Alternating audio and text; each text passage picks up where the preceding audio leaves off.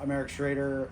I'm here in my garage, which is also my YouTube studio, and the depot for Bonsaify.com, and just hanging out here working on a Styrex japonica that I got from a friend of mine. What's the common name of that anyways?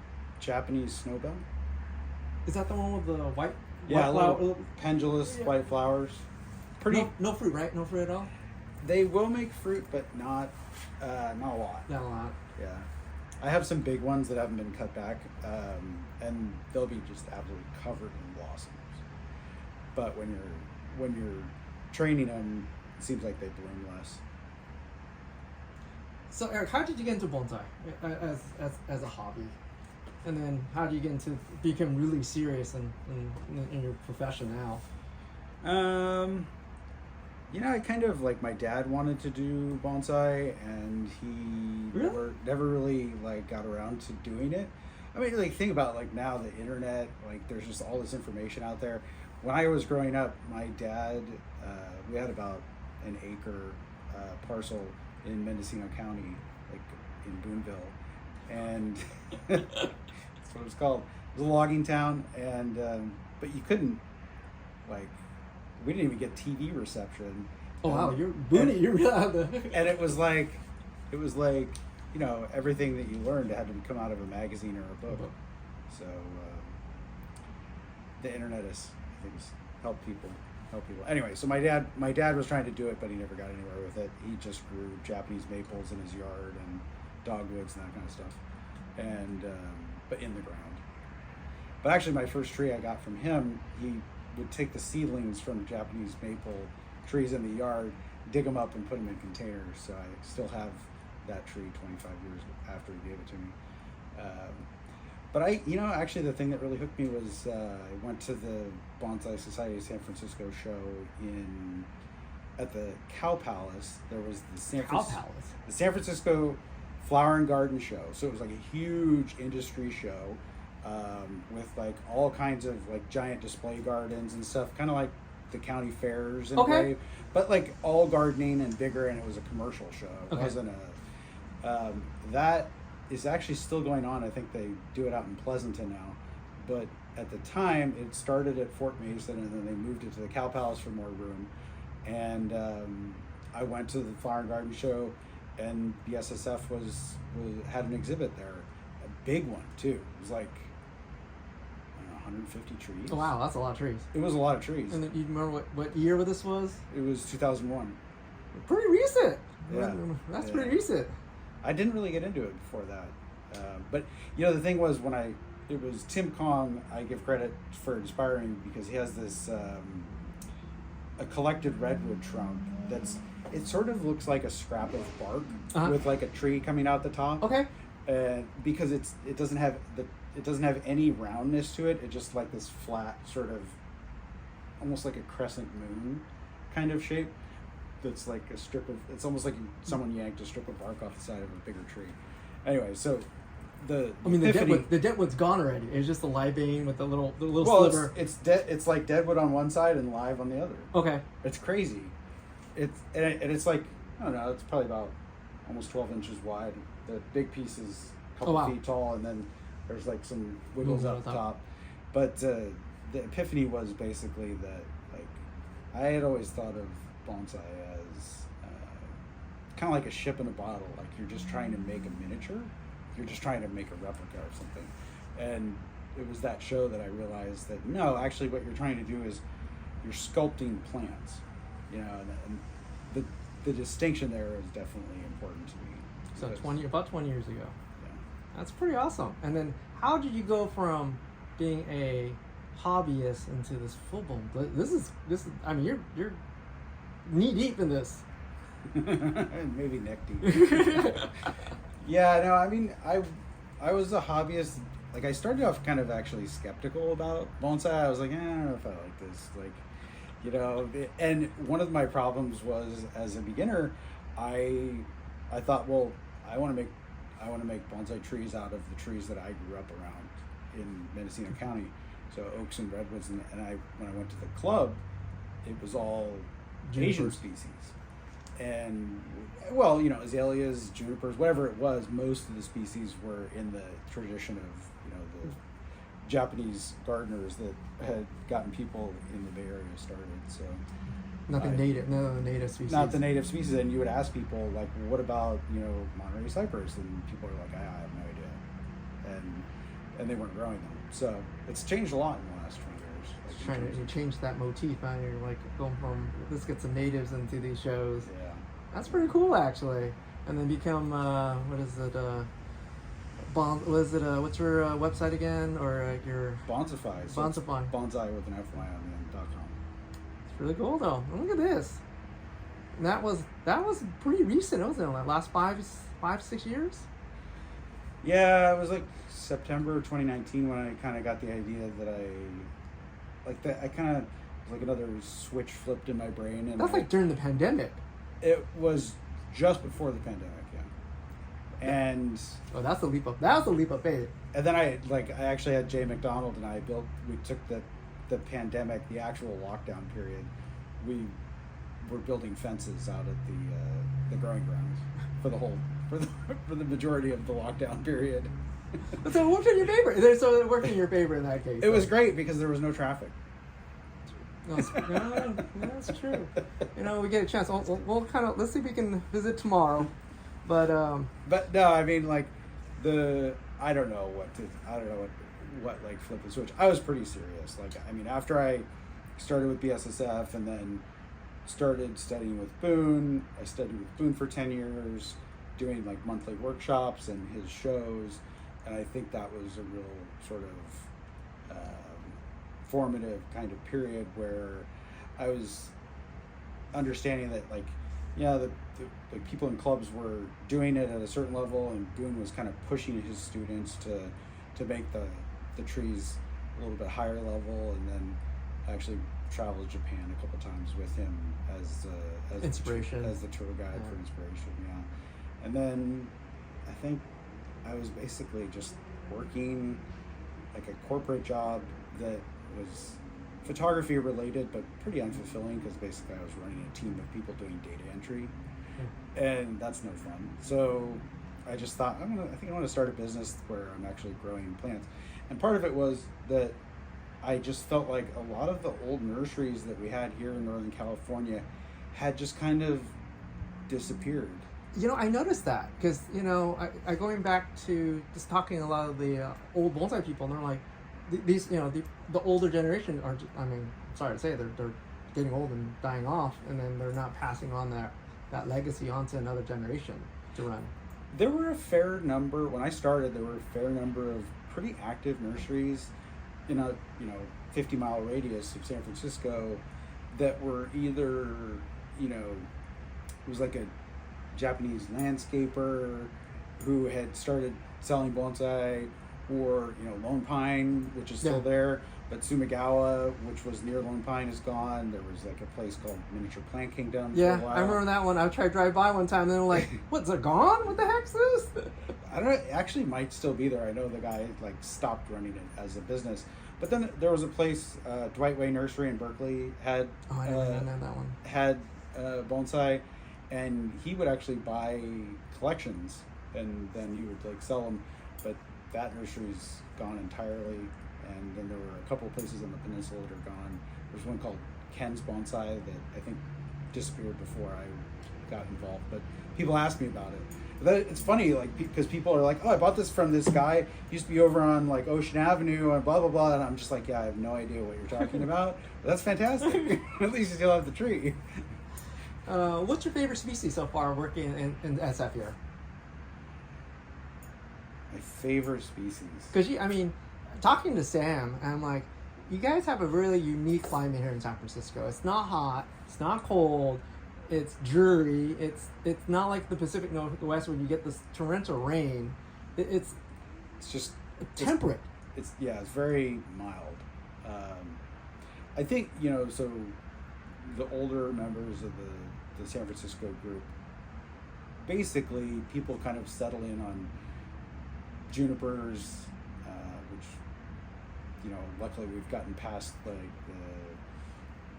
the procumbens and and San Jose era, and people actually have Kishu and Itoigawa that they can work with. But I mean, right now I think my favorite species is Kishu or Itoigawa, which is not a species I know, but just because of how sculptural you can be with growing them, and I'm really into like growing little things and being very meticulous about it. So prior to that, I was doing a lot of work with black pine, which I'm still doing, and then the third species that I think I've always been interested in from like, you know, the second bonsai meeting I ever went to was cork bark Chinese elm. Cork bark Chinese elm. Yeah. It's just a really interesting tree.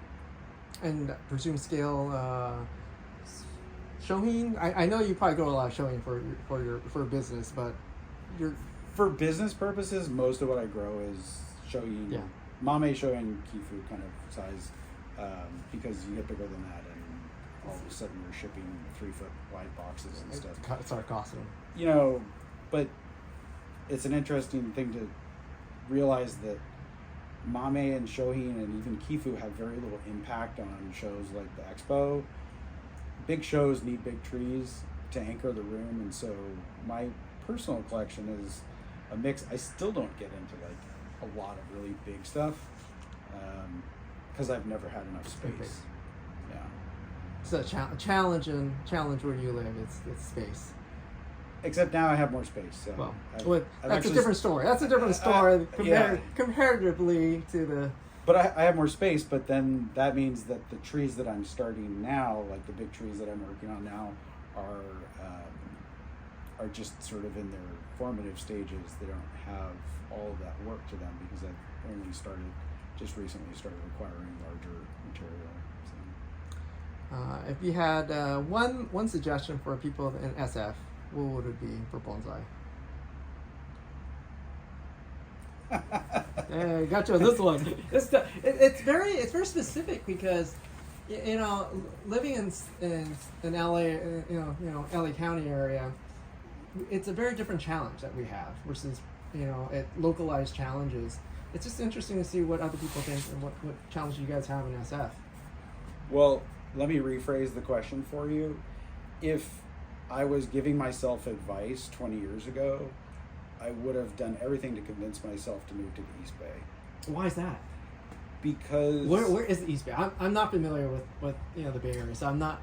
Well, so if you think about like the Bay Area, and some people like familiarity with it, like it's kind of a temperature gradient, kind of like Santa Monica, I think, right? Like so, it's a temperature gradient from right next to the ocean as you move inland during the summer. Okay. And so like if you're way out on the avenues right over the ocean, or within spitting distance of the ocean, you're socked in fog all summer. Interesting. Your high temperatures in July might be 59 degrees. You're still wearing a jacket in July. 100%. July and August are potentially the coldest months of the year. Really? Yeah. I never knew that. We're hitting 120, 119 consecutive days of where we live out in like Rancho area. So now, as soon as you get on this side of Twin Peaks, that is dampened to a certain extent, and so in July and August I get fog in the afternoon, but from mid-morning until mid-afternoon usually it's sunny and it's warmer. I probably 65, 70 maybe. You get across the other side of the bay, and now you're starting to get into like what you would think of as like a better plant climate. And that's that considered East Bay on the other side of the bay. Anything Berkeley side. Anything east of the water. So you've got Oakland, Berkeley, Albany, El Cerrito. I presume you get bigger plots of land out there too. Yeah, the East Bay's pretty tight. Really? It's not like San Francisco. Okay. But both Marin County and the East Bay, there are parts of it that are pretty stacked together. So most people, if you lived in like Oakland or Berkeley, they might have, like a 50 by 100 foot lot. Okay. But not like an acre or half an acre or anything like that. But we'll continue tomorrow. Okay.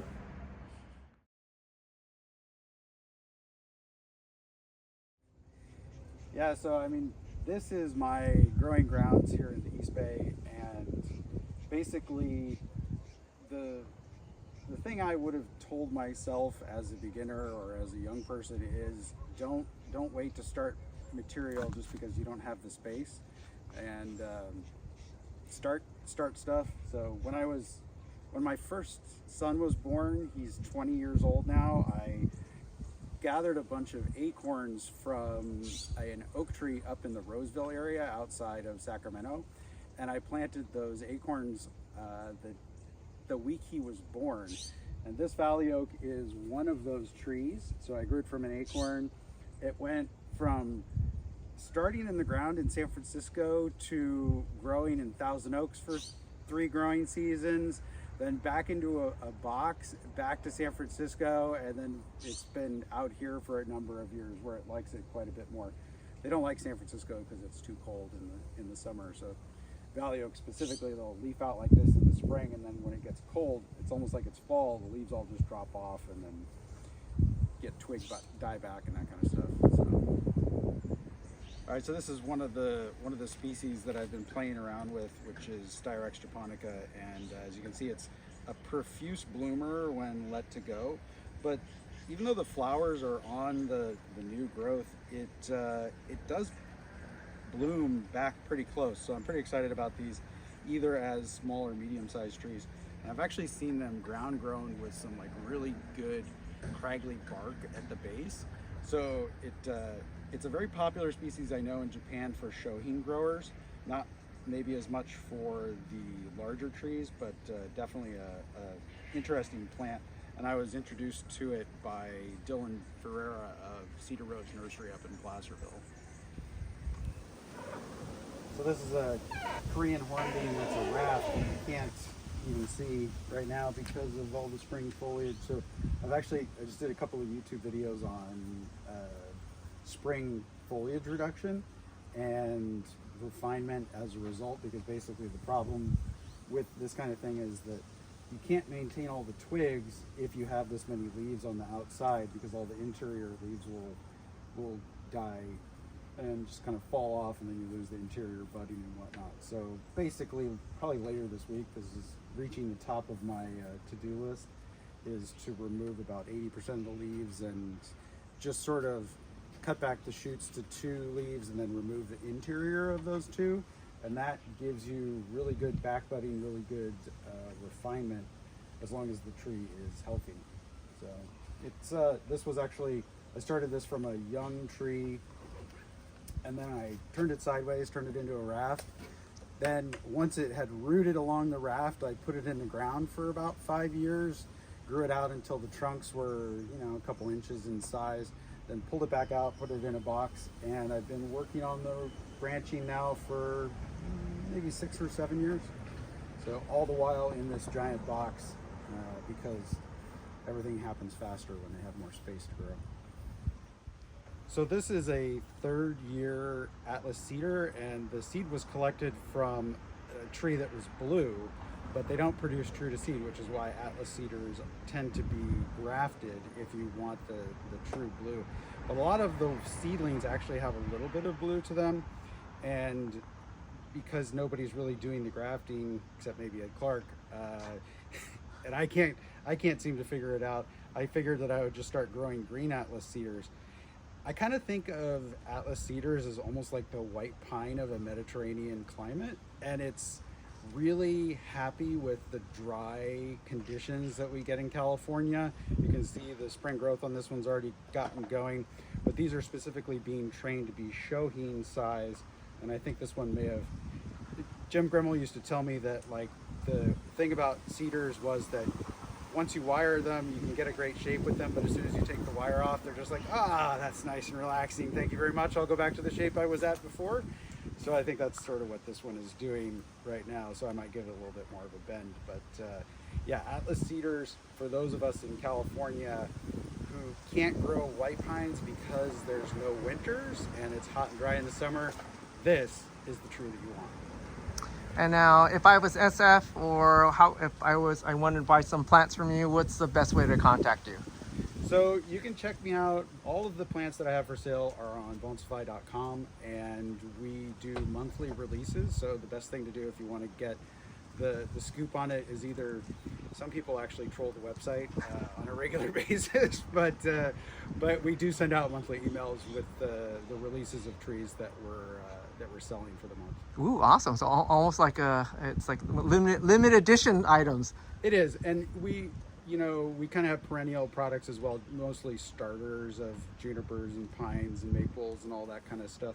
But sometimes when I have smaller numbers of things, like if I only have 25 of something, then it becomes basically a limited edition. Awesome. I'll put that contact information in the description. If you guys like this video, thank you, Eric, for the time today and yesterday. Really enjoy it. If you want more information, well, look at the description. Thank you so much, man. Thanks.